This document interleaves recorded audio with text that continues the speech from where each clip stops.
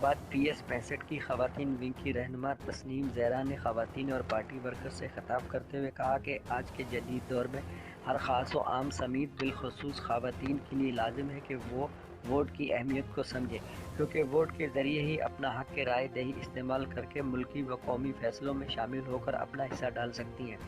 آج کے اس جدید دور میں خواتین میں ووٹ کی اہمیت اور شعور بیدار کر کے انہیں آنے والے چیلنج